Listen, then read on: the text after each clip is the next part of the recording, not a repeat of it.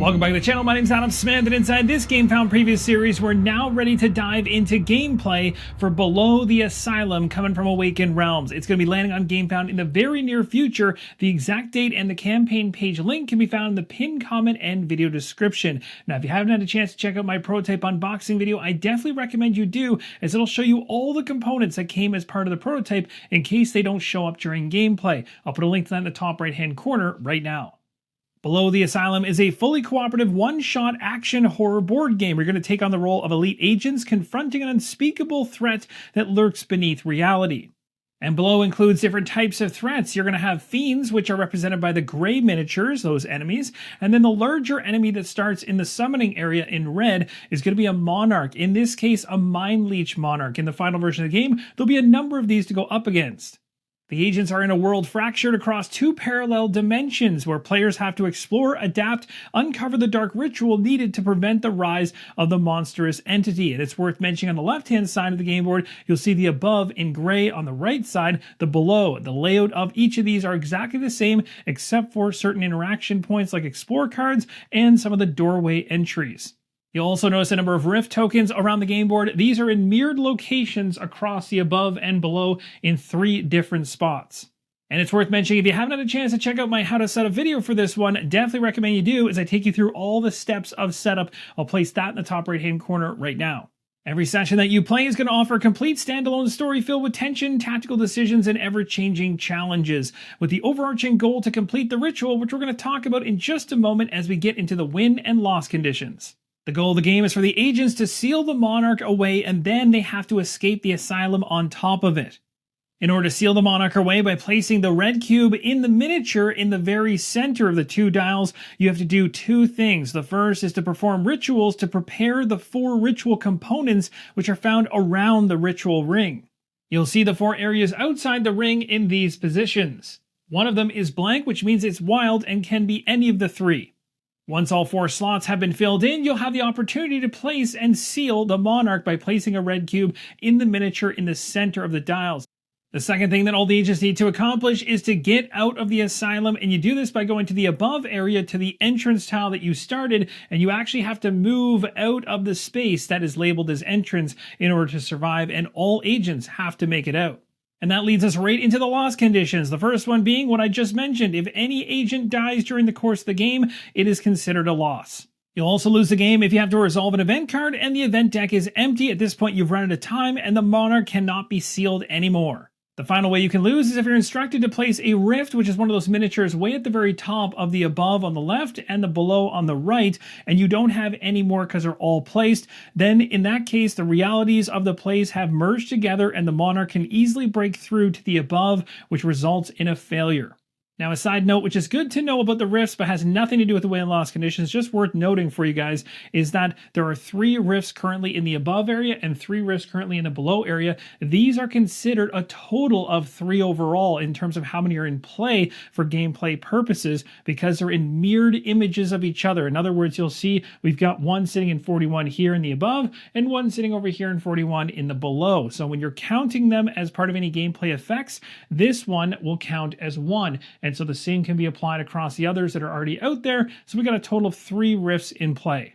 That's going to do it for the win-loss conditions, but before we move on, something strategic that you need to be aware of, and that is the fact, as I mentioned earlier, these circles are going to move. The game itself is going to move them, and you're going to be able to manipulate them as well as you go through gameplay. The outer ring is always rotated 45 degrees, whereas the inner ring is always rotated 90 degrees. So keep that in mind when they're rotating. Also, the other thing to make mention of is the fact that the Life Force Gathering card sitting in the summoning room has an action on it, which is the blue diamond, which represents spending 1 action. The exclamation mark means an opportunity attack occurs. So if we were in that room, we'd be having some fun coming our way. But if we get through that, then it states we can rotate any ring once in any direction, and then all fiends in the world move 1 towards you. So the thing to remember is if you get late into the game and you're close to making the path, and then you start going into that room to try to manipulate the dial too late in the game, you are going to have a whole bunch of enemies converging on you, and that could be a very bad thing. So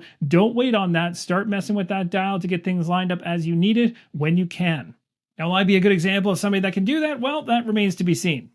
Now for the rest of the game components, I'll explain things as I head through gameplay with you, but first we need to resolve what I threw back to the community in the how to set up video, and that is going to be who is going to be the leading agent of the two characters I'm controlling. It is worth mentioning, of course, I'm playing this solo controlling two characters. In the final version, you will be able to play true solo as well.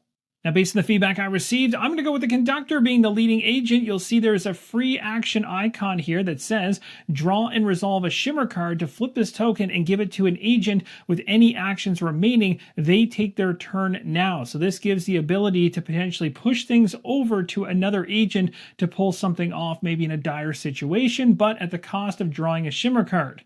The Shimmer deck is right here, and we'll see what kind of surprises come out of that if that crops up, but you'll also see that as a regular occurrence throughout game rounds.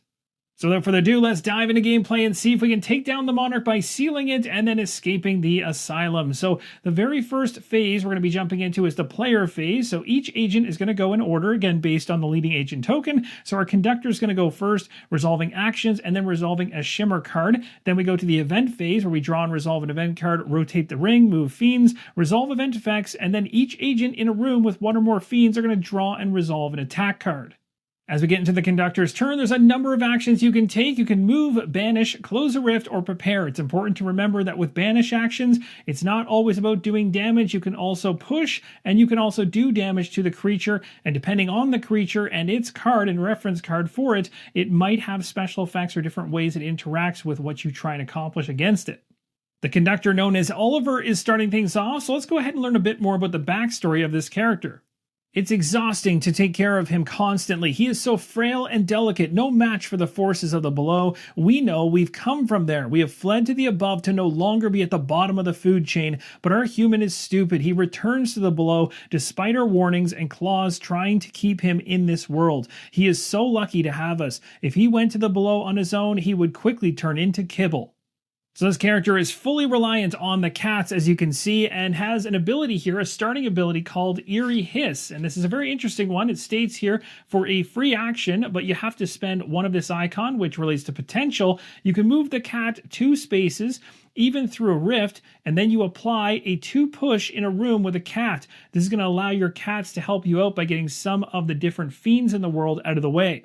Now that's the starting ability. Here's the rest of the abilities that are currently locked for the Conductor and can be unlocked when using the special spaces on the dial. So those special spaces, again, we actually touched on them earlier, are these ones right here with the component icon. So when we go ahead to place a seal in one of those positions and then having the matching component, using it to place it in the position around the outside, because you're only able to seal it if you actually have the component ready to place into one of the 4 positions. Once you seal that, you are then able to go ahead and either upgrade one ability card or gain one new ability card. So when gaining a new ability card, you simply take a look through all the ability cards that are available and you can select one based on what you're trying to accomplish in your strategy.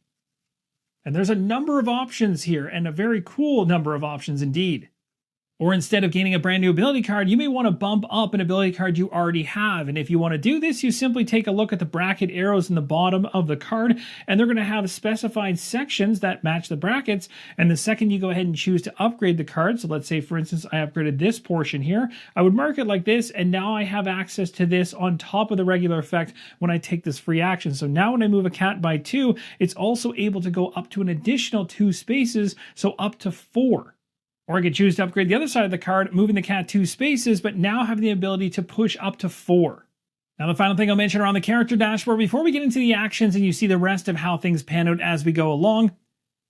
Now before we take our first action, I do want to tie things back to the loss condition around our character dying. So of course we have health here, and our health currently is at 3. As our character continues to progress, there is a way for the character to unlock the 4th position, providing 4 health. At this point in time, that's not available. We can talk more about that later on, but essentially what happens is as you take damage by dealing with the monsters in the game, and this starts to tick down, it's going to go down in levels. So essentially once you get to here and you take another point of damage, it's going to end up on the card. In the final version, there will be a highlighted area for this token to actually sit on top of. And then of course, when you take another point of damage, at that point, you're going to remove it from the card. You're going to deal with whatever effect is on the card. You're going to then remove the card out of the equation and reset your health to your maximum. So in essence, you have a number of levels to go through before things go south. Seeing as we covered health, we might as well cover potential, stamina, movement, and attack. Now, how do these things increase over the course of the game? It all goes back to the dial. So on the dial, as you seal things, you're going to notice an icon inside the recessed area. That's going to tie back to these different icons, which will allow you to bump things up. Things like unlocking health for a character, bumping up your potential, your stamina, and your movement. And you'll see as you go up the tracks, there's going to be unlocks that are available as you go further up. So once your movement gets to this position right here, you'll be able to go ahead as an action and unlock your action column. You'll find the actions column on the left-hand side of your dashboard. It simply tracks your action usage as you use them, which I really like, so you never forget exactly how many you've used. And you'll see the bottom one is locked. So once your movement in this character's dashboard hits 3, then you're going to be able to spend an action in order to unlock this, giving you a 4th action. And it is worth mentioning that the positions of the unlocks, where they're at and which stats they're tied to, are different for each of the characters as well. So both my characters have a difference in terms of where things are at. You'll see that when we go to the next character's turn. Also, you can spend energy here, or stamina in this case, in order to reroll blue or white die when you're doing any kind of rolling with the dice. And as I touched on moments ago, movement, of course, tells you exactly how many rooms you can move up to when you take your movement action, and attacking will let you know exactly which dice you're rolling. Each character also has a shimmer track, which essentially is essence within the game world that is going to attach itself to you. As you resolve shimmer cards, shimmer is going to accumulate on your characters, and once you get all the way around in terms of how much shimmer you've got to the shift position, your track will reset and you actually go from one world to the next. And that's known in the game as shifting, and that's a mirrored shift from whatever room you're in to the room on the opposite side. So my character has a total of 3 actions to use, but can also use a number of free actions as I want. Now, strategically, the ritual cards are very important to gameplay. You're going to want to min-max these as much as you possibly can throughout your strategy, but there's an interesting dynamic in terms of how they're resolved. So first off, the top half is the main ritual, and you'll take a main action to perform it by any agent, and when you do it, you gain the reward so long as you complete it. So in this case, it says, in a room with eyes, you're going to pay a stamina, and the reward is 1 greater seal, and you check the fulfillment of all optional steps below. The optional ones are just that. They're optional. You might have what it takes to be able to complete both of them, or one of them, or potentially none of them. So as I mentioned before, these ritual cards are limited during a single game. Once they're gone, they are gone, and not caring about the optional steps will make you run out of these cards before the game is won. So in this case, you would not be getting the best bang for buck for each one. However, there is a flip side to that equation as well. If you are too greedy about resolving every single optional step, it can actually lead you to running out of time, because remember, if you go to pull a chapter event card and there are none, you lose the game. As you already know, my 2 characters are starting at the entrance position, and here's a look at the 2 reference cards for the enemies that are currently in play, not talking about the Monarch in this case, just the regular Fiend. So we have a Nurse here, and there's some specifics around killing or pushing this character, because you don't have to kill everything. You can just try to get them out of the way and continue on trying to work on getting the ritual completed. And then you got the Skinwalker here, and again, these are all going to behave differently and have different attributes and abilities. Let's start things off by using Eerie Hiss, so it's going to cost me 1 potential. We'll drop ourselves down the track by 1. It is a free action, so I do not move my slider. I'm going to move the cat up to 2 spaces, and then afterwards I can apply a push 2. Now I'm going to go ahead and just move 1 of the 2 spaces with the cat, as you don't have to use all of it, and I'm going to stop in the same room as the Nurse. This Fiend gets pushed by 1 icon, and I've got 2 of them, so it's being moved 2 rooms. So I'm going to push this Nurse into the same space as my characters, and this does not trigger an opportunity attack as it's pushed out of the space. Normally, if I'm doing actions inside of a space with a Fiend, or I move out of a space with a Fiend, an opportunity attack would occur. In this case, I'm pushing this individual through it. Now the coast clear, I'm going to spend an action here for the Conductor to move up to 2 based on the dashboard, and we're going to go up 2 rooms. I'm now going to do an action called Prepare, which allows me to gain back my potential that I spent in order to do that free action, so that's pretty great. We also bump up our energy, but it can't go any higher because we're at our maximum, and we get to pick up items in the room. We can trade items and components with other agents in the room, as well as place components in the room. So my character's going to crack open the cabinet and see what's inside. And we found the card called Sparkling Electrode. It says discard this item for a free action to resolve 3 push in your room for each interconnected skull with you. And then there is a +1 push on the bottom. And when you first gain an item, you have a choice. Do you want to keep the item in your inventory, or do you want to discard it immediately for the component in the top left-hand corner, in this case, candles? I'm going to keep this, and we're going to use this in the future. We discard this item as a free action to resolve a push 3 in our room. If we have interconnected skulls with us, then we get an additional push, so it's up to 4. As I chose to keep the item, it goes to my items area. There's no limit to how many you can have, but this is the only time when you gain an item that you can actually discard it immediately in order to get a component in the top left-hand corner. So decide on that wisely. I've got one more action to spend, and looking at the ritual one more time, you'll see for a full action, we have to be in a room with eyes. Now, that's only going to happen if we're in the below area. That is the only space that has eyes in it. You'll see it as we get over there in the future. So we have to get through a rift in order to get over there, or of course, just wait to be shimmered through aggressively, but I don't want to do that. So let's try and be productive and maybe head towards getting a seal in the bottom left-hand corner of the above. Now, it's also worth mentioning, as part of the item resolve that I did, I gained a potential, and I made sure my track is back up to the maximum of 3. So at this point, my final action for the conductor is going to be to do a move. We're going to move 2 spaces. And that's going to get me into another item space in the above, but I can't interact with this right now because I've run out of actions. That's going to do it for the conductor, but I want to connect the dots on the action prepare as well as the keyword interconnected. So when I took the prepare action to go ahead and get that item at the bottom, you can see you can as well place components in your room. That means you can place components that you have on your dashboard in the room. Why would you want to do this? Well, you might have cards that actually make use of them. So the one that I picked up here, as I mentioned before, states in yellow, for each interconnected skull with you, you gain an additional push. So it's not just one, it actually starts to multiply dependent on how many skulls you have interconnected with you. So how does interconnection work? Now, this would be a hypothetical example of how interconnection works in the game. So essentially, in this situation, I'm inside of a room. I've got a nurse here that shouldn't be here. I placed this for this example. I've also placed 3 skulls here. So as if I'd taken prepare actions and dropped these components as if I had them, I didn't, in each of these rooms. So when we go to go ahead and resolve this card, if I wanted to use this, discarding it for a free action to resolve, it would say resolve, push 3 in your room. So that would allow me to push the nurse up to 3 rooms already. That's already pretty aggressive, but there's other enemies that require a higher value to push. So for instance, the skinwalkers take 2 to push, which means you don't get as much out of the card. So you're going to have to get some off the interconnection. And the interconnection states for each interconnected skull with you, you gain an additional push. So this multiplies. So essentially having the skull in here bumps me up to 4. And as there is another skull, exact same type that is calling for interconnected, in other words, they're connected adjacent through a doorway, and you've got another one there that's another on top of it. So now you've got a total of 5, but this skull that's way over here is not connected because there is no skull here. Otherwise, all 4 would be connected. Only 2 are from where I'm currently positioned. So it's as easy as that. You can quickly glance at the game board to see what is interconnected with you. And this is likely pretty obvious, but if the component that is called for is not on the space that you're in the first place, you're not going to be able to take advantage of that anyway, so all you get is a push 3 if you were to discard this. Next, we're activating the agent called Blade. We're going to flip this over and find out more about his narrative. I want to feed, to sate my deep hunger. I curse my form, my iron prison in which this wicked man has bound me. I crave sweet human blood. I whisper, I beg him to unleash me. Let my blade touch their thin skin. But he is stubborn. He only lets me feed on my kin from the below and rarely on himself. But I will devour anything that stands in my way, even my kin. I am starvation incarnate. This individual is an expert in drawing on life energy and also has a free action here. It says apply all effects from your current craving tier and all lower tiers, then reset your craving to 0. So as you go ahead and hack and slash your way through things, you're going to be going up this chart. You'll see right here this icon for the very first time. That icon is a reaction icon. So it says when damaging a fiend, gain a craving. So every time you damage a fiend, that again is not going to be the monarch. The monarch is not a fiend, just all the other individual enemies are. This will start to tick up. There are certain thresholds where you have to hit specific types of monsters to go higher.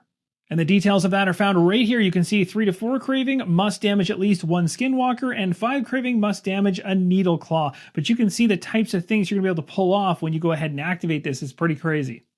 You probably already noticed some differences on this dashboard than the other dashboard with the conductor. You can see the attack, for example, very different, starting with a blue die and a white die, whereas the conductor only gets a blue die starting out. You can also see the unlock here way further down the track on stamina. So again, differences in terms of where they're positioned. The conductor had it tied to movement. So these dashboards are specific to each of the agents. The starting ability for Blade is Slow and Frail, and for 2 potential, you're going to be able to take a free action to Banish. Banish means you're going to be rolling some dice. Those dice have icons on it that will add into hits against the monsters on the attack side of the equation, but you can also find pushes on there as well, and of course you can choose to upgrade this later on to take advantage of either side and add to the Banish. And of course, there's nothing stopping you as you upgrade those starter abilities and other abilities to take advantage of both, making it extremely powerful. But again, you wouldn't be taking a new card in that case, you'd be instead just bumping up the one you already have. Before Blade takes actions, I do want to go back and pull a Shimmer card. We want to make sure not to forget that for the Conductor. The top card of the Shimmer deck for the Conductor is going to be this one here. On the left-hand side, you resolve the effect. It says to shift fiends from the mirroring room. So that's the room mirrored to where the Conductor is. And then we're going to go ahead and uptick our shift track by 0. So what this means with my character being in the above room is if anybody fiend-wise was sitting in the exact same mirrored room in the below, they'd be pulled through to the above, and vice versa. If I happen to be in the below, they'd be pulled from the above down into the below. So this Shimmer card has no effect across the board for my character. Getting back to Blade's turn, he's going to spend an action to move. I've used the tracker to denote that, and also we get a movement of 2. I'm going to only use 1 to get into the same room as the nurse. Now that we're in there, let's go ahead and try and banish this nurse. We're going to use an action to do this, and we're going to roll some dice based on the attack value for the character, which is noted on the dashboard. We currently in the first position, which is 1 blue die and 1 white die, so we'll roll these in just a second. I do want to show you the nurse reference card. So this card is going to tell you information around killing this individual. So if we get 2 damage, we can kill it. If we get 1 push, we're able to push it. Now, if we get multiple pushes on the roll, we can even push the same individual multiple times. We can divvy up damage and pushes across other entities, or I should say fiends, in the same room. So let's make the roll and see how we do off the start. We got ourselves 2 damage and 1 push. Now that allows us to do either or, so we can choose to kill it or we can push it. I'm definitely going to kill it. With the nurse now dead, we have one less thing to worry about, and our craving for our character is going to increase. So as it mentions here as a reaction, when damaging a fiend, you gain a craving, which we did, so we're going up 1 on the track. For my third and final action, I'm going to choose to interact with a card right in my room here, which says it's coming with an opportunity attack thanks to the exclamation mark. We're going to resolve that first by drawing a fiend attack, and then after that, we get to apply 1 seal and reveal the card. Now, the fiend attack card is broken into 2 different sections. You have the bottom portion and the top portion. This is an opportunity attack, so we only care about the top portion. Let's find out what it is. It is going to be the loss of 1 stamina. So we'll go ahead and drop ourselves down by 1 stamina, and stamina loss actually has a pretty major impact on your health. Not only can you use stamina in order to re-roll, as it mentions right here, but also once you lose enough stamina, you get to this position, you lose a health, dropping your health track down by 1, and you reset your stamina back to its maximum. So stamina being exerted too much over time is going to take your health down, down, and further down. With the opportunity attack now done, we can apply 1 seal, which allows us to place it into the position, the only position that works in the very beginning of the game, right off the starting position here, and there is a swirl icon in there, and that swirl icon in the recessed area ties back to spell, which you can see right here, which means we're going to increment the spell track by 1. When this eventually gets to the very end, you draw 3 spell cards, you get to choose 1, and then you get to put the rest back, and the track resets. Let's do this correctly in order. When you apply a seal, it's going to be a regular seal, which will be a red cube. And the only place to place it is, as I mentioned, right here. As soon as you slot that in, you gain the result underneath, which is to increase the spell track by 1. The Explorer card in the room is now revealed, and there's 2 things to note. First off, the room now has a shimmering painting inside of it that states you can count this card as a rift. Now, it's important to note, you may count this card as a rift. If you actually choose to count it as a rift, then technically, based on the game rules, this would actually collapse the rift that's currently in this space, and there's a whole bunch of rules around that. Not really very involved, just essentially placing one of the top pieces of the miniature on top of this, and when a rift gets closed, 2 things are going to occur. But before we go down that path, let's continue talking about what happens with this shimmering painting. So first off, we have this here. I'm not going to consider this a rift because we already have a rift here anyway, so I'm just going to ignore that. But this in the top left-hand corner shows candles, which means this room going forward, without having to actually place a physical component of candles, has a candles here for all intents and purposes of interconnecting. Again, interconnecting meaning when you have multiple components around the game board and you have some effect that says if you are interconnected with it, you gain some type of bonus. So this is actually a very good thing for us.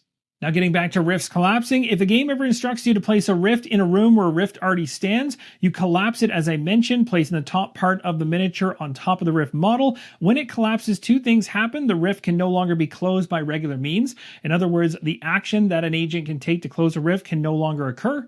And lastly, the weakest unenraged fiend enrages, flipping its card, increasing in power. And essentially what that means is take one of the reference cards for one of the fiends, the weakest one, flip it over, things just got worse. Blade's turn is now done. As the actions have been spent, we can take free actions if we want, but there's none I want to take at this moment. So we now pull a shimmer card and see what we find. It's probably not going to be good. Let's see. The top one here says pull fiends from connected rooms, and then we're going to increase the shimmer track for him by 1. So in this case, connected would be this room here and this room here, and there's no fiends in either of those rooms, so we have nothing to worry about on that front, but his track will increase by 1. And again, when this eventually gets all the way to the shift portion of his board, it resets, and you shift from the room that you're in as a hero to the below area. And then, of course, things get real interesting because you might not be ready for that. That's going to do it for round 1's player phase. We now move into the event phase, and we take a look at the event deck, chapter number 1. The story continues, drawing this card to see what happens. When you resolve an event card, you look at the top left-hand corner to start things off, and it's going to tell us to rotate the outer ring 45 degrees 1 time. As we rotate the ring, the path of sealing becomes more interesting. That's going to do it for the rotation, and now we head back to the event card, and it tells us in the top right-hand corner that fiends in rifts are going to shift, then fiends are going to move based on the values that are right next to each of those pictures. Now, as of right now, there are no fiends in any rift position, so nobody is going to be shifting, but now movement's going to occur. We'll start with the above. Now, before we go ahead and move the fiends, I have to remove one, which I placed as part of an example earlier and forgot to remove off screen, so this should not be here. As you remember from the very beginning, we had 3 nurses in here, and I already took one out right here, and there was 1 skinwalker. So at this point, everything is squared away. Now we're going to have the nurses go ahead and move. They have a movement of 2. They're going towards the nearest agents. And that's going to do it. They don't make it into the same rooms, but they get very close. Now the skinwalker is going to go, only having 1 movement. That's going to do it for the above environment. Let's head below. Now in a situation where no agents are present and the fiends are going to move, they're instead going to focus on getting to rifts, the closest rifts to them. The fiends in the bottom are all headed to the exact same rift. Pretty crazy. Up in the top left, there's 2 choices for that skinwalker. Either room 13, just south of the rift in the top left-hand corner, or the one it's in, which is 12. Now, when there's 2 options, you choose the one that has the lower value room. Back to the event card, it says, tied between worlds. Each agent in range 1 from a rift is going to resolve 1 shimmer card. Blade's in range 1 of a rift. Let's pull a shimmer card for him and see what it says. On the card, it says the strongest fiend in the same world moves 2 towards you. And then you're going to gain 1 on the shift track. The strongest fiend is obviously the skinwalker, moving 1 more space. And as it makes its way in, we're also going to move the shift track up by 1. Back to the event card for the bottom portion, it says for each 2 agents in the game, we have exactly that. Spawn 1 skinwalker in the monarch's room. That's unfortunate. Then the monarch is going to move toward the closest agent and then attack with 1 card. So a new skinwalker is showing up in the summoning room. And because there's no agents in the below, the monarch is not going to move. That's going to do it for the event card. The final thing we do is each agent in a room with 1 or more fiends are going to draw and resolve 1 attack card. And thankfully that is not the case, so we have nothing to worry about in this very first round. And that's going to do it for a full game round inside Below the Asylum. Let's head into round number 2, and things are going to pick up in terms of speed as we go forward. At this point, both the action tracks are replenished fully, and we're going to start things off with the leading agent, still the Conductor. Again, if we want to have that switch, as a free action, the Conductor can draw and resolve a shimmer card, flipping this token and giving it to an agent with any actions remaining, and then they take their next turn. And of course, from that point on, they would have this leading agent token. Let's use one of my 3 actions to prepare, which allows me to go and interact with this item in the room. Also, I would normally gain a stamina and a potential, but we're at our maximums for Conductor, so nothing to gain there. Let's find out what's in the room. This item provides a spell book if we choose to discard it right now, or if we keep it, we can choose to discard it in the future as a free action, treating the next action we take as a free action. So that basically allows you to save and do more during your turn. And if you have 3 interconnected candles with you, you can restore an action on top of it. So that really provides a powerful turn. However, this time around, as much as I like the card, I'm going to take the ritual component and place it on my dashboard now as part of a prepare action. I could also choose to place it in this room. And when you're placing a ritual component in a room, you can see you're setting that component. And when you do so, different effects will occur the moment you place it. It does not occur ongoing once it's there. It just simply is going to be used for interconnected purposes and other abilities later on. But the first time it is set in position on the room, you get this benefit. And it states here, when being attacked, set in your room to prevent drawing 2 opportunities from a fiend attack card. Long story short, you can set ritual components as part of a prepare action or as a reaction per the card you just saw moments ago. I'm going to spend a second action to get into the room here and a third action to interact with this. I have to pull an opportunity attack, which I'm not looking forward to. Let's find out what happens. And on the top of the card, it says to lose 1 stamina. So we'll drop our stamina from 2 down to 1. The card tells us to apply 1 seal, which we'll do in just a moment, and then we'll reveal the card afterwards. Now I gained a normal seal, so I can only place it in this location here next to one I already have, or this location here, and I'll talk about these 2 effects in a second. Or if I had a greater seal, which is a purple one, I can actually go through to the inner circle as they're connected right now. The 2 options I have to seal are at the very top of this list, so I could go after resource increase or attribute increase. Let's choose resource, which is tied to movement and attack. You'll find that exact same triangle icon right on your dashboard to know exactly which ones you can uptick. In this case, it could be movement or attack. Again, I can do this once for each agent. So let's make Blade a little bit more effective when he does combat, bumping up his dice total to 3. Now he's got 2 white instead of 1. Over here with the Conductor, he's going to choose to focus on movement, being more productive in terms of taking actions to get across the board. And now we get to reveal the card and find out what's on the opposite side of this exploration card. And we found ourselves Smelling Salts Cabinet. That seems very useful. It also comes with a spell book, which is a spell book that is going to be in this location going forward for interconnected purposes. Down below is a free action. We can pay an energy or stamina to push the Monarch by 1 room. That sounds very useful. Now, as tempting as that is to do, I don't want to put myself 1 away from another stamina hit that could push me into taking a health hit. Remember, stamina, as it gets down to the bottom of its track, will impact your health. It's currently right now on 1 for me, so if it goes to 0, I'm okay based on spending it here if I wanted to do that, but then another stamina hit, even randomly, would be a health hit. So let's hold off on that. Now, before I end off my Conductor's turn, I'm going to choose to use Eerie Hiss. So that's going to be 1 potential. So we'll drop ourselves from 3 down to 2. It's a free action, allowing me to use my cat moving up to 2, and then I can push for 2. So I'm going to have my cat head from here to here, and then into this room. We're going to push for 2. The nurse is going to get shoved into here, and the question is, do I push her up or down? Probably down.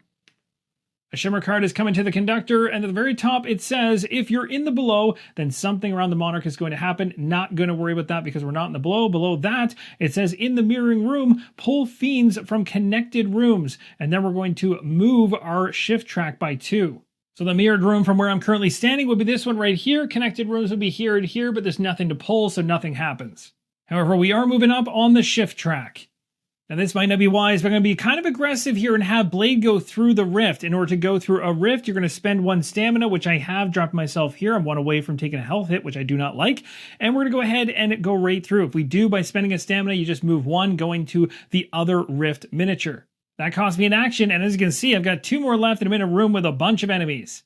Now I'm going to choose to take another action here to banish. We're going to roll these 3 dice as I have more dice than I did before because I boosted myself up a little bit, and see if I can get what I need to deal with what's in this room. I've got a plan, a backup plan as well.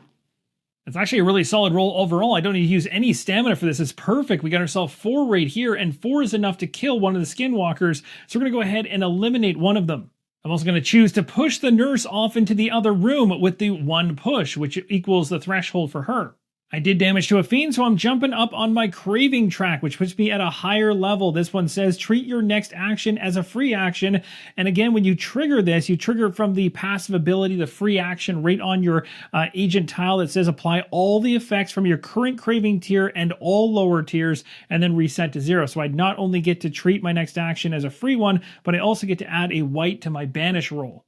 So long story short, if the previous banish roll didn't go very well and I couldn't have got the nurse out of there, I might have actually used it. But for now, I'll just go with the 3 dice that I have. I'm pretty happy with it. And if we need to reroll, well, I guess the downside is I'd be taking a health hit because my stamina is right at the borderline there. But we'll see what happens. And I guess that's what happens when you lead things up to chance. So not exactly the best result here the second time around. We got a push and 2 damage, and that's not enough for any threshold on the Skinwalker. I've run out of actions, but I still have this ability card for 2 potential. I can spend it right now as a free action to banish, allowing me to roll these 3 dice again.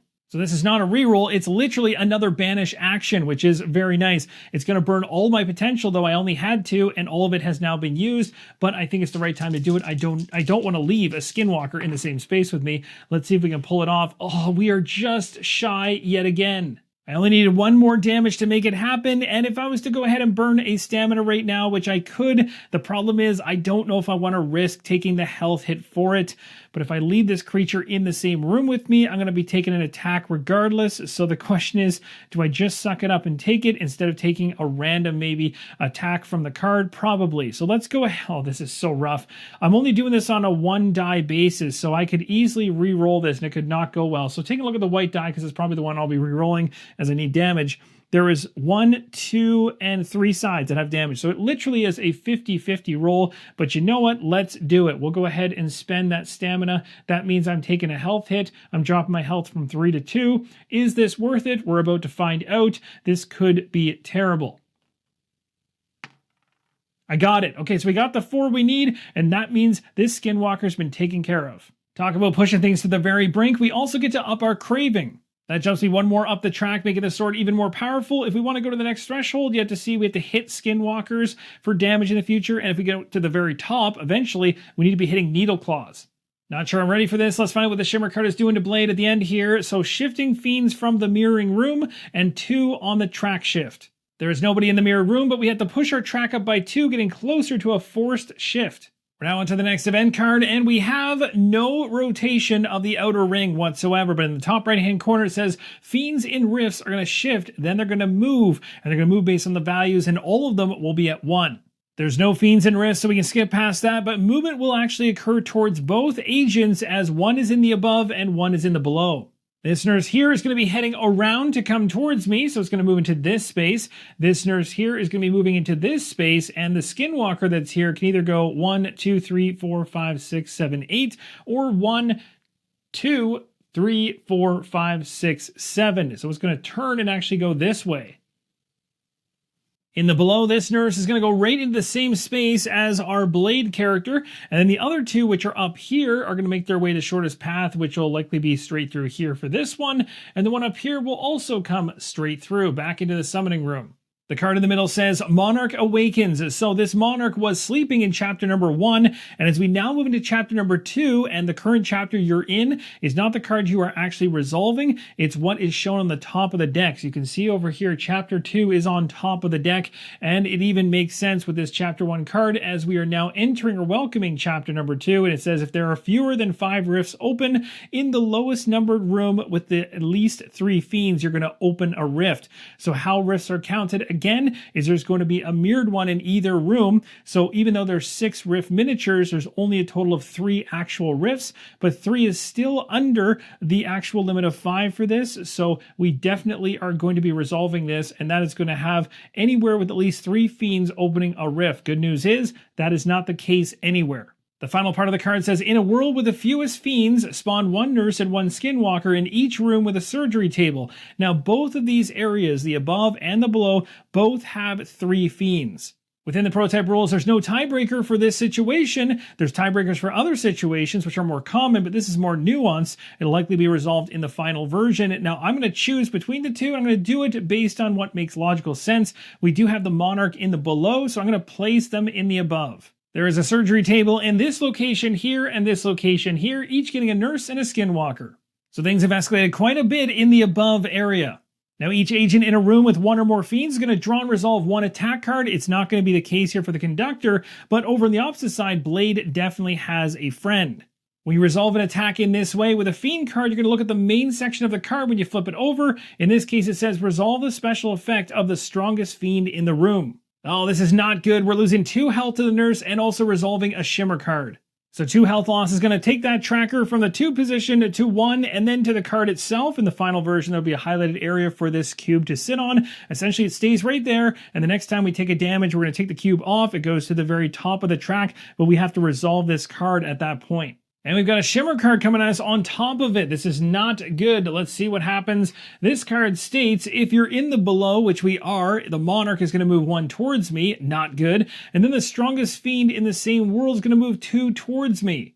We are inside the below, so the Monarch is going to move from its summoning room into this room, getting closer to me every moment. And now the strongest fiend in the same world as me is going to move towards me. It's going to be the one that is closest, so this one is moving 2 right into the same space. However, in an interesting twist, we have a 3 here on the shift track to go up by, and 2 is going to place us on the shift location, which means we're going from the below back to the above. And it's worth understanding that the room I just shifted out of had a skinwalker as well as a nurse inside of it, and they do not get an opportunity attack against me when the shift occurs. And that's another round in the book, so we're going to go ahead and reset our action tracks for both of our agents. Now what I'm eyeing right now is the possibility to get a greater seal off of this lesser ritual right here. If we take an action to do this, so long as we can actually have the criteria in place, we can get a greater seal, allowing us to jump from the outer ring where we're currently at into the inner ring, making our way towards the middle, which is what we want. And because the previous event card did not have any spinning or rotating of the actual dials, this works out really nice because we have a chance to potentially get into that inner ring. Now to do this, it's not going to be easy. We have to pull off a ritual by spending an action and taking an opportunity attack against us, and then be in a room with eyeballs, which means we have to be in the below area because that's the only location that actually has those eyeballs as an icon inside the rooms. And then we have to pay a stamina on top of it, and at that point we can gain a greater seal and check the fulfillment of all optional steps below. So I'm going to start things off with a free action. We're going to use the Smelling Salts cabinet here and pay 1 stamina to push the Monarch by 1 room. Later in the turn, if I want to get Blade back through this rift, I don't want to have the Monarch this close to us, so let's shove this Monarch back into the summoning room, or maybe even into this room right here. I decided to push the Monarch back to this position here rather than here, because if it was here, it's literally the same as if it was here in terms of the closest to me, so I'd rather get it back further. Now I still have my 3 actions available, but my stamina is getting pretty low. 1 more stamina hit and you'll see I'm losing some health. I really don't want that to happen, so we can try to generate health by using a prepare action. Let's figure out if there's a way we can make this work that also helps with setting up for a lesser ritual, that the card we were looking at earlier. I want to get a candle in the same space as a nurse, so maybe I can make that happen. I've still got my 3 actions. I'm going to do another free action using my ability card, which is the Eerie Hiss, to use my cat. So it's going to cost me 1 potential to do that. And as a free action, I can now move up to 2. And then once I'm where I want to be, I can then push 2. The cat decides to stay exactly where it's at. It's going to push out by scaring out the Skinwalker. I'm going to use one of my 3 actions in order to move to get into this space. I have up to 3 movement, but I'm stopping right here. I'm going to choose now to prepare. When I prepare, I get to go back up on potential by 1 and stamina by 1, which is good news. However, technically I'm supposed to go ahead and get an opportunity attack against me because I'm taking an action with an enemy in my space. So let's find out what it's going to be. And it's going to be a loss of stamina. So essentially my stamina gain ends up being a loss. So I'll go ahead and reset myself back down by 1 for stamina. So currently potential's at 2 and stamina is at 0 on my board. There are no items to check out inside this room, but now I'm going to go ahead and set a candle down in this location. I want to have a candle in the same space as a nurse when I try to pull off the lesser ritual later on. And as a reaction, it says when you set in your room, you gain all your stamina back as well as all your potential. So we're going right back up to maximums. So my potential's back up to 3 and my stamina is back up to 2. I'm now going to take another free action in order to do my Eerie Hiss yet again with the cat. We're going to spend 1 potential to pull this off. The cat's going to move into the room where the Skinwalker and the nurse is, and I'm going to push the nurse 2 away further south. I'm going to use my last action to move out of the space of the nurse, taking an opportunity attack, so we'll find out what happens. Off the card, it says, if you are in the below, gain a trauma card, so nothing happens. It was worthwhile to make this risk.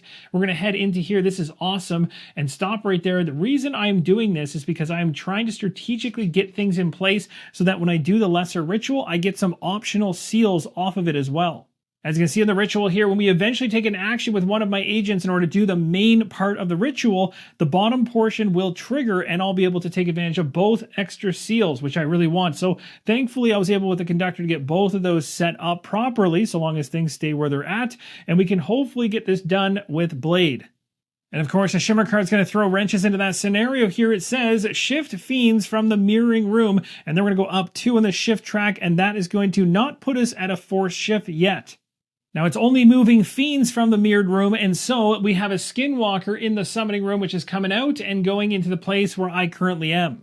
And it's a good thing it's just the fiends in this case. The Conductor is also going to go up by 2 based on the Shimmer card on the track here. All right, so we're on to Blade now, and he's got his work cut out for him. First, we have a nurse in this place, and I don't want to take an opportunity attack here. I'm not going to keep risking that because there are some nasty ones that can crop up, and I've been lucky so far. So let's go ahead and be a little smart here and try and take out the nurse. I also have the ability to use my sword at a certain point by triggering it using my passive ability off of my agent's tile, and that will give me additional actions beyond the 3 that I have. So we have a couple actions to spare here, so let's go ahead and take down this nurse, or at least attempt to. So let's go ahead and make the roll and see how we do. We got 2 white and 1 blue die, and we got ourselves enough damage there to take out the nurse. Now, before we go any further, last time I activated Blade, I forgot to reset my stamina track after I hit this space here, which knocked down my health by 1. It should have gone right back up to the very top going into this round, because that would have happened at the very tail end of his turn last time. So we do have a full 3 stamina here, but we don't need it anyway. I just caught that now.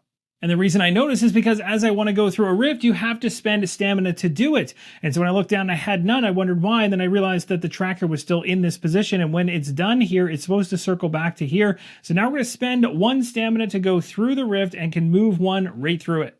Now that move cost me an action, so I've only got 1 left.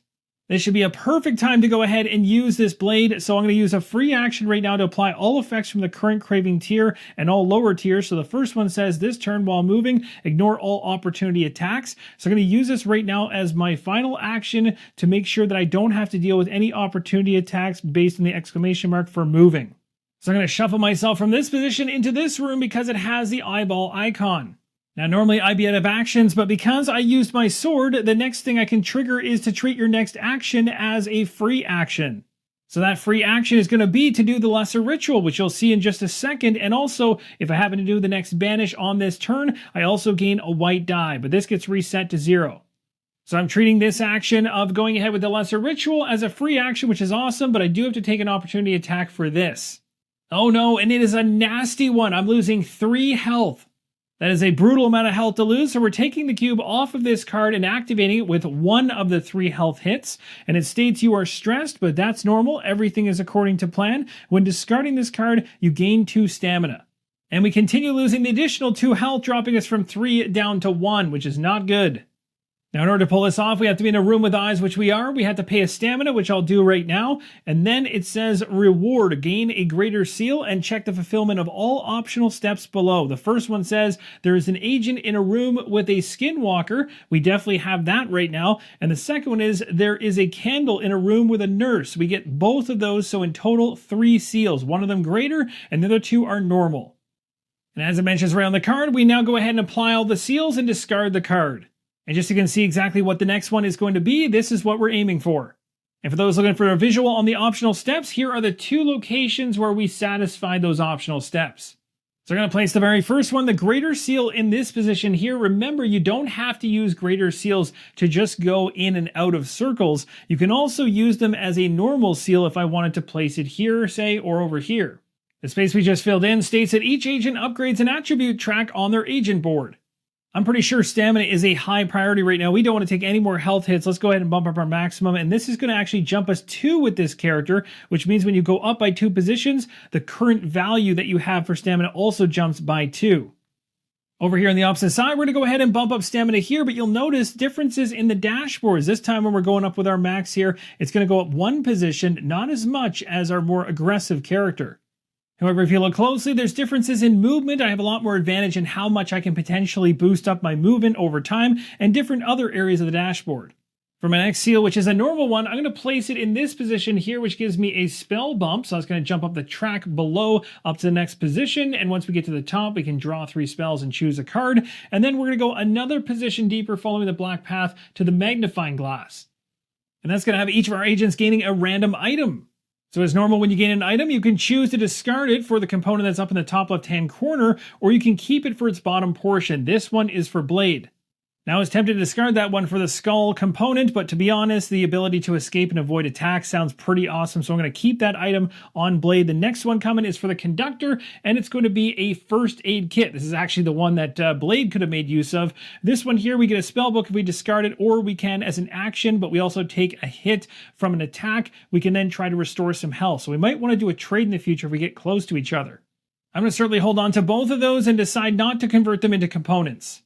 That's going to do it for Blade's turn. Let's draw a Shimmer card and see what is coming his way. This one says, pull fiends from connected rooms and then bump them up by 2. So he's moved off the starting position for his shift track up to 2, and 2 fiends came in from the connecting room. Not good. Into the next event card we go, and we're turning the dial 45 degrees twice, so a total of 90 degrees. So let's see how that changes things. Well, now I really wish I had a greater seal, because at this moment, this is connected through to here, and I could actually do this with components I have on my characters. So I really need to try to get this ritual done. But we got more to deal with. The fiends in the rift are going to shift, and then they're going to move, and the ones in play are only moving 1 space each. There are no fiends in any of the rift positions, so nobody's using any shifts, and then the fiends are going to move towards the closest agent. This does not look good. What's going on in the above looks pretty aggressive. The below's not so bad, but both agents have a number of enemies in their space. The card is called Steady Approach. It says if there are 3+ rifts open, which there definitely is, we have 3, the strongest fiend in each world is going to move 1 position. In the below area, nothing to worry about because they're already in the space of the agent, but over here we have 2 of the more threatening fiends right here, the Skinwalkers, but only 1 of them is going to move because they're in the same room. It's just going to be 1 of them moving 1 closer. Now, if you had to resolve that exact same effect right now based on the positioning here, where you have 2 of the strongest in 2 different spots, it's whoever's closest that's going to take advantage of that and get in. And if things weren't bad enough, it now tells us if there's no needle claws, you're going to spawn 1 in the summoning room, and then we're going to resolve a monarch activation. This is not good. The needle claws do not look fun to deal with. You're certainly going to notice these enemies on the game board, and check out the reference card for this. The Needle Claw Opportunity Attack 3, that's insane. The middle here says place the drawn attack card on your character's board. If you already had one, lose all health cards, that's crazy. And then you'll see you can't kill this thing. It can shift and it can be pushed. Those are the only 2 things that can happen with it. So some enemies cannot be killed. It's time for a Monarch activation. The Always effect says, Agent in the Monarch's world, resolve trauma cards. We don't currently have any. If the Monarch is not in a room with agents, open a rift there. That is not a good thing, so a rift is showing up inside the summoning room, which I guess could be beneficial, as we'll have one in the above as well, and they both come in with no top on the miniature of the rift. There's a rift in the summoning room and in the above in the same mirrored room. Now let's go back to the card here and see what Chapter 2 has for us. The Monarch is going to move 3 toward the closest agent. Then each agent in the same room gains 1 trauma card. So we are probably getting that. Yep. The Monarch comes barreling into the room easily with the 3 movement, and a trauma card is coming, but trauma cards are not revealed when you gain them. There will be certain effects during gameplay that will reveal them. For now, it's going to stay next to him, but I can choose to pay 1 potential to at least take a look at it to know what kind of pain is coming. However, that's going to remain a mystery. And speaking of pain, each agent in the room with 1 or more fiends is going to draw and resolve an attack card. Both of our characters are dealing with that. The Conductor up there is dealing with a number of fiends. We're only drawing 1 card at this stage for this attack, and we're resolving the bottom portion of it. It says the monsters. That's thematic based on what's going on. Draw 1 fiend attack card for each fiend in the room and resolve opportunity attacks from them. This is going to go south real quick. There are 3 of them in there. I've drawn off the 3 cards. I have no idea what they are, and I'm not looking forward to them. Let's go ahead and reveal them one at a time. The first one is going to be this one here at the very top. It says, if you are in the below, gain a trauma card. So we don't have to deal with that. That's good news, getting rid of that one right now as we're in the above. The next one is going to be the loss of 2 health. That is not going to be good. Let's take a quick look to see if that's going to affect us. It will actually just bring our health from where it's at 3 for the Conductor, full health, all the way down to 1. So it's not on the card yet, but it's getting there. Let's see what the next card states. This one's going to be, oh, there it is, a loss of 3 health. So we just got absolutely hammered there. So that's going to be 1 to place it on the card, a 2nd to take it off and place it up here, and then a 3rd to place it back here. And this is going to cause it to be discarded as we landed on it and took it off. It's when the motion of taking the cube off that you discard the card and actually activate it. So we're going to go ahead and gain 2 stamina, but we can't because we're at our max anyway, so we're not getting anything from that. So the Conductor just got absolutely hammered to the wall. Now the Blade is going to be dealing with fiend attacks because we have fiends in this space. Let's go ahead and draw a card and see what happens. We're looking at the main section of the card for the first one drawn. If you are in the below, which we are, we're gaining a trauma. That's not good. We draw and resolve another fiend attack card. Not good. If you draw another below card, ignore its effect. So poor Blade in the Below is getting tons of trauma for being down there. So we're taking this card and placing it nearby. He's got 2 of those now, which is not good. We're drawing another Fiend attack card and resolving it. Let's see what happens. And unfortunately, it is not a Below card. If it had been, we would have been able to ignore it, but it is not, so we have to deal with it. Losing a health is what happens. Then we draw 1 Fiend attack card for each Fiend in the room and resolve opportunity attacks from them. This just keeps getting worse. That's going to be another hit to Blade, and so we're dropping ourselves onto the card now, and we're drawing cards for opportunity attacks. There's 2 Fiends in there, so we got 2 cards with opportunity attacks coming at us. The first of 2 opportunity attacks coming up against Blade is going to be a loss of 1 health. The cube is removed from this card, placed in the furthest slot to the right, and we're going to go ahead and discard this, gaining some potential back. So we go ourselves right back up by 2, which is actually kind of nice. And then we get our stamina back by 1, but we are now getting closer and closer to death. We're getting closer to being paranoid and bleeding. Poor Blade thought he had things together, but things have gotten very bad for him, health-wise and also trauma-wise. Here's the next opportunity attack coming our way. It's the loss of another health. So we've learned a very valuable lesson to not end up in a room with many fiends, as that can be a very bad recipe. So let's head into a brand new game round. We're going to reset our action tracks, and after that extremely rough event phase, hopefully better things are on the horizon. Now, there are ways to mitigate all those wonderful attacks that were coming at me. If I wanted to go ahead as a reaction and place or set a spellbook in the room I'm in, I can prevent drawing 2 opportunities from Fiend attack cards. So that could have been a way I could have avoided some of that. But again, you're getting rid of ritual components in that case and not keeping them for later, like when you need to place them around the dial in the 4 positions. Hence the reason why I chose not to use them. But in this case, things really bit me. And we start up in a room with 2 skinwalkers and a nurse. If I choose to do any action like move, close a rift, prepare, any action that's blue, that's going to cause opportunity attacks. And again, it's based on what's on the reference card in terms of the value. So in this case, 2 skinwalkers would be 4 cards and the 1 nurse would be 5 cards being drawn. So I need to find a way to get these individuals out of the room or at least attack them. But they're tough to kill. These skinwalkers need 4 damage and this character's not great at that. So I might need to use the cat. So I'll probably use my free actions and 1 potential to do 2 push and get one of these skinwalkers out of here.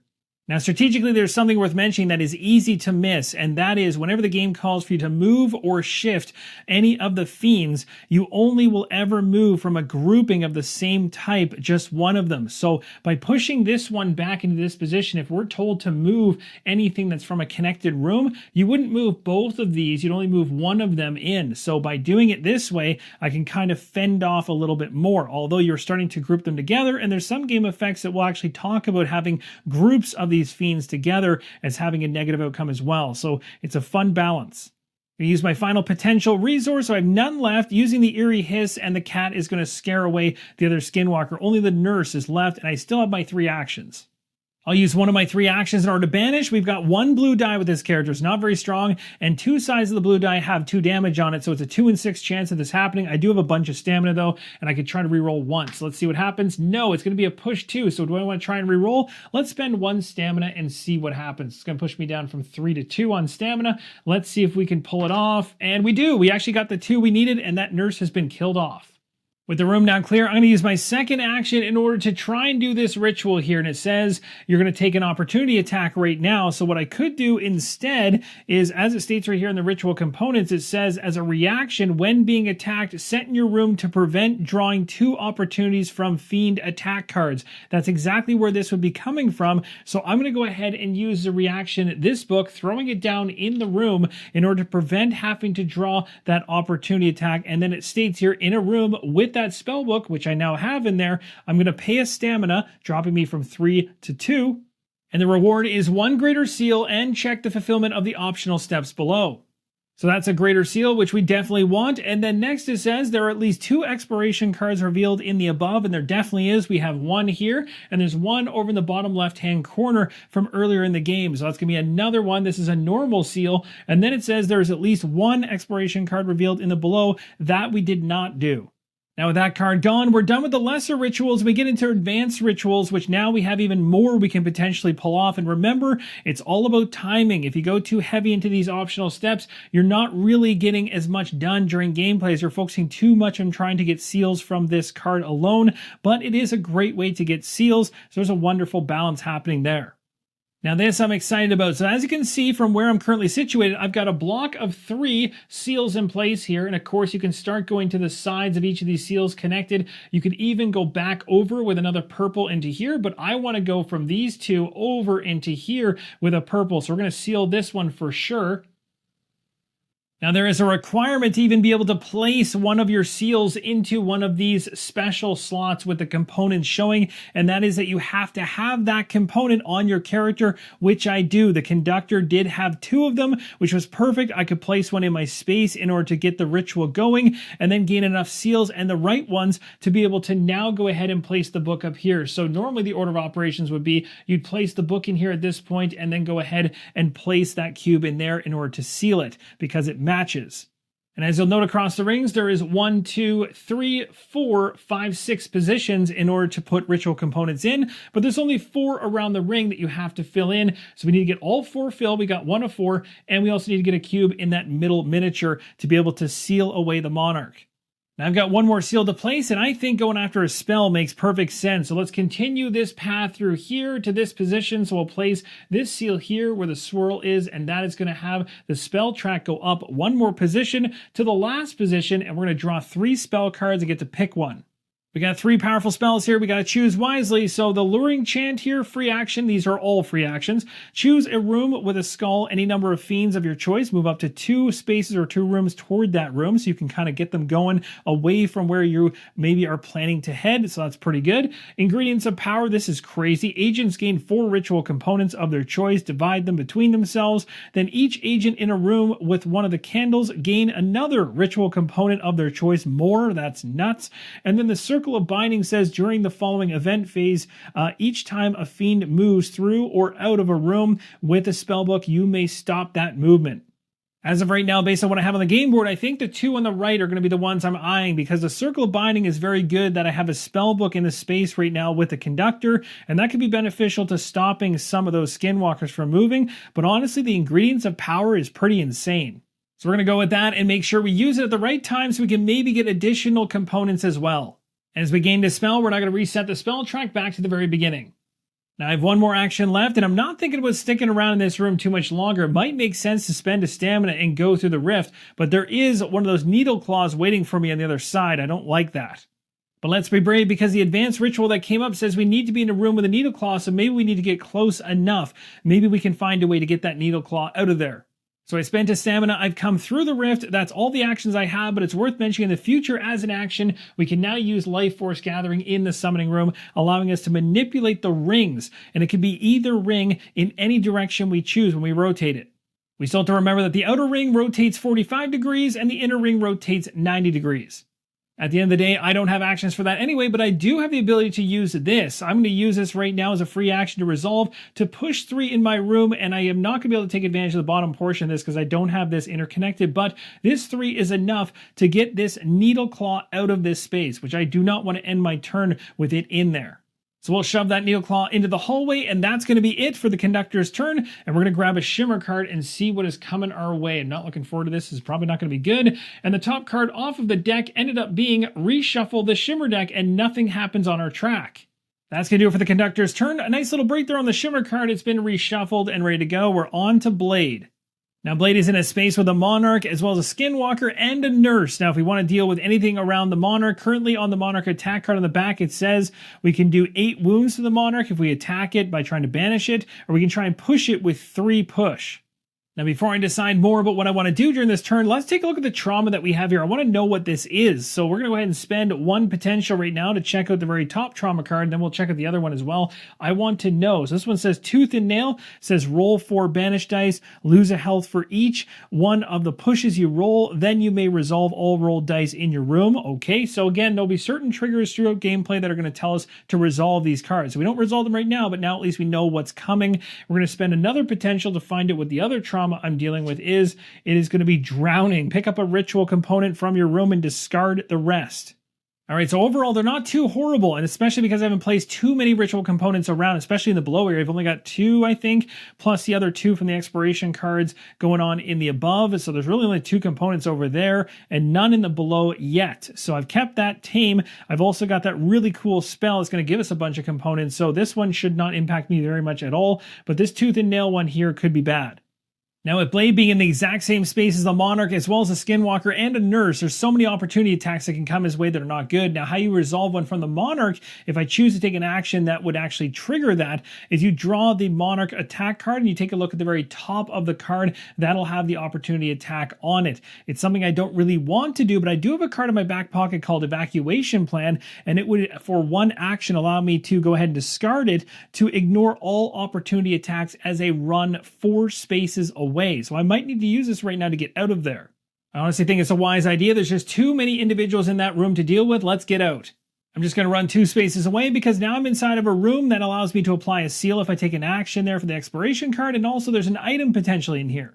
So that evacuation plan ensures no opportunity attacks against me as I got out of there. I use my second action right now in order to do the applying of the seal, but first we take that opportunity attack. Let's see what we get. Now the question is, do I want to try and stop this? Probably not. I want to keep my components. Let's see what we get. This could be bad. It says you lived. All remaining attacks missed. Reshuffle the Fiend attack deck. So it looks like it was perfect timing thematically when I evacuated.